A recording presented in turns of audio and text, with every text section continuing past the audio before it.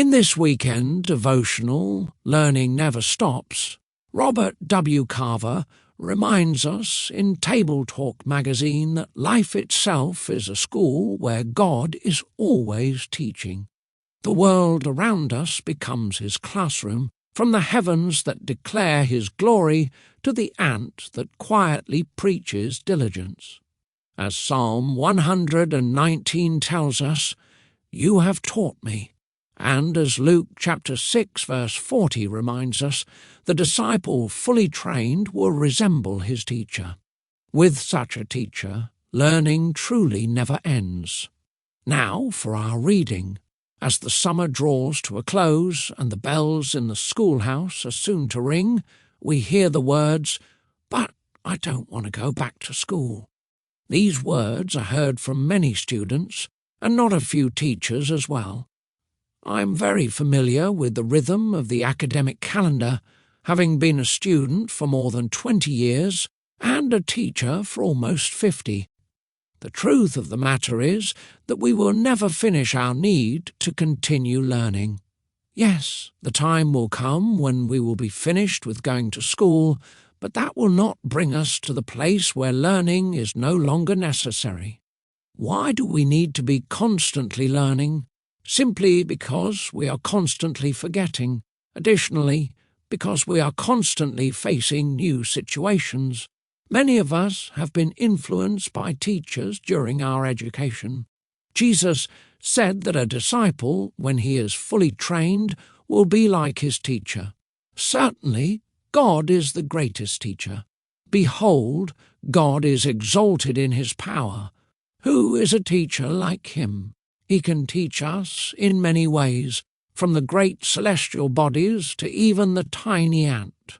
By far the greatest way that he teaches us, however, is by his word. A slow and thoughtful reading of Psalm 119 will provide myriads of confirmations to this.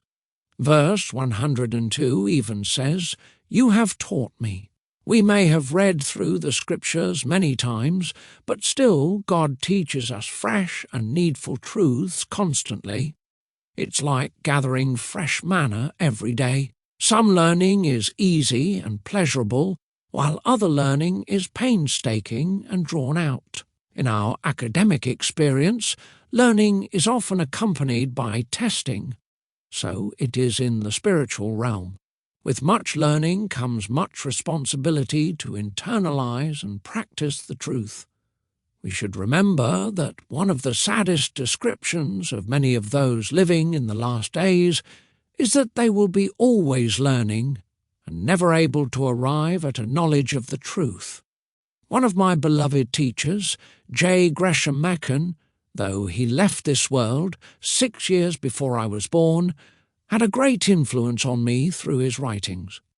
He said, "Happy are those who, in the providence of God, can make the study of the Bible very specifically the business of their lives.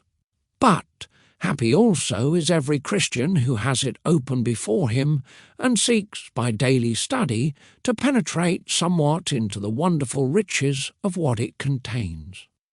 Obviously, that quote is a favourite of mine because it was my happy experience to be a Bible teacher, as Machen was.